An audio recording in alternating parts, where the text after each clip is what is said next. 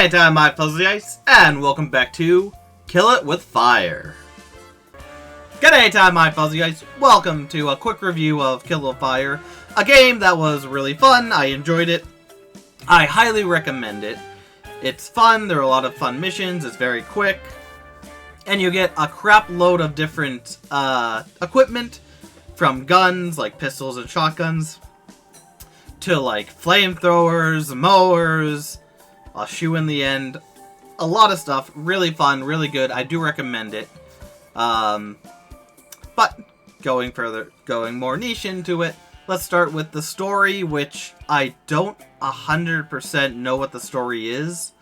I read the Omega files outside of playing, and it seems like there was someone doing stuff with radioactive material.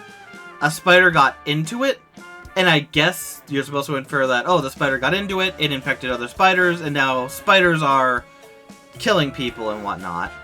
Maybe, but it's not 100% clear. But basically, the story, you go from place to place, hunting down spiders hidden in different areas, on a trail all the way to a factory where you finish the mission. And in the end, some really weird thing happens.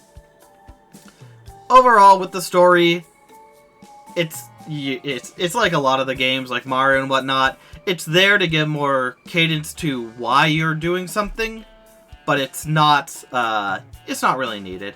I'm there to destroy spiders in spectacular ways and complete missions, and the story just allows me to do that, going from my house, room to room, to the outside, to a convenience store, a barn area, so on and so forth until you get to the end, which I won't spoil because it is interesting. But yeah, so story is there. It's okay. Just there for a means to an end. But going on to the characters, and there's no real characters in this.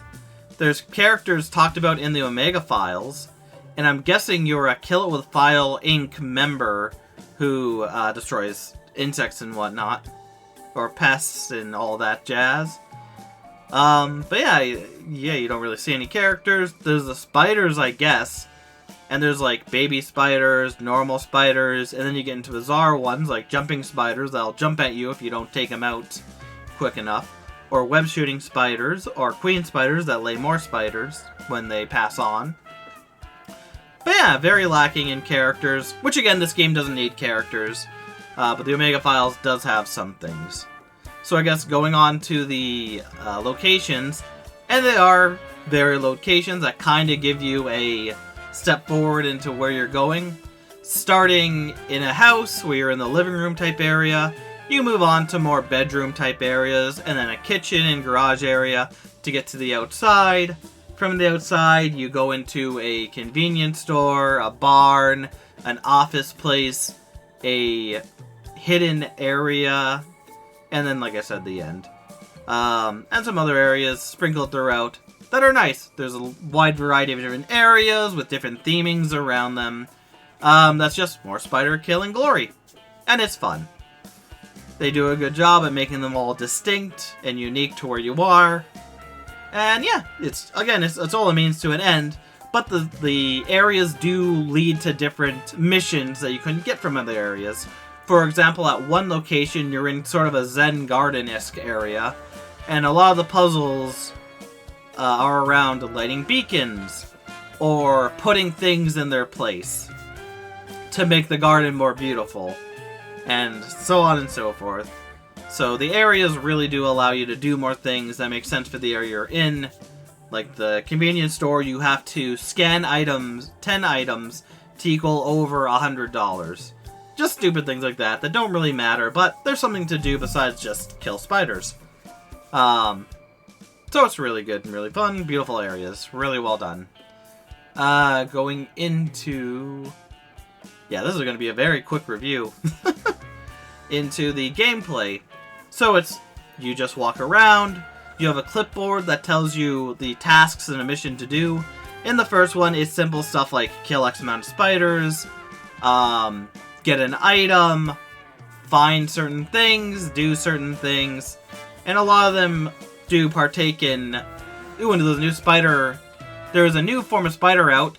Kill 5 of them to understand how they work. And then there's more niche in-world ones. Like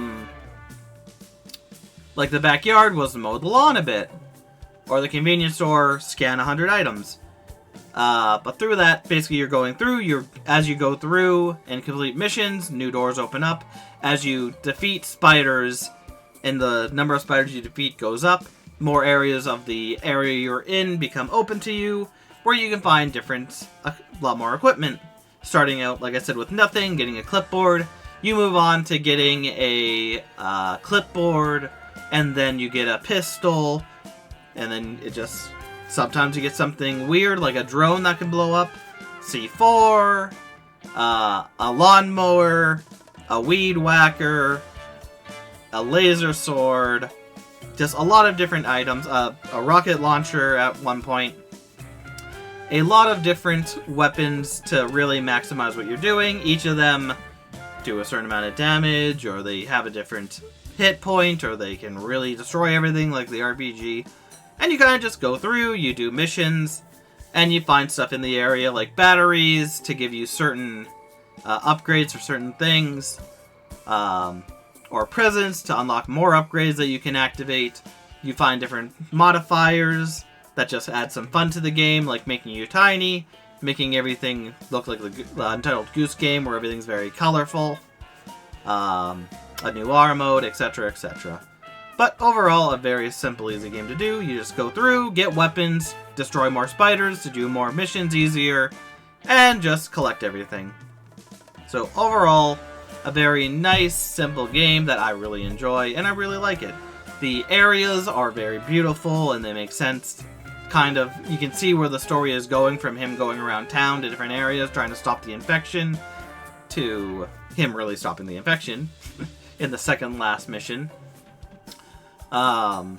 Yeah, there's no real characters, but you don't really need that. Even the story is kind of like, yeah, just go through and get the radioactive spiders. And it just all works well with a bunch of different equipment. A lot of them are kind of useless, like the weed whackers, not really useful for killing anything, unless you get really close and lucky. But yeah, it can be good, it can be fun. Just whatever it has to be. I highly recommend playing it if you haven't already. And I guess I'll leave this here because there's not much more to say. It's a very simple game. With just the areas, which I don't want to go into because they are nice. I've gone into, but yeah. But anyway, thank you, my fuzzies, for watching. And I will see you next anytime. Take care.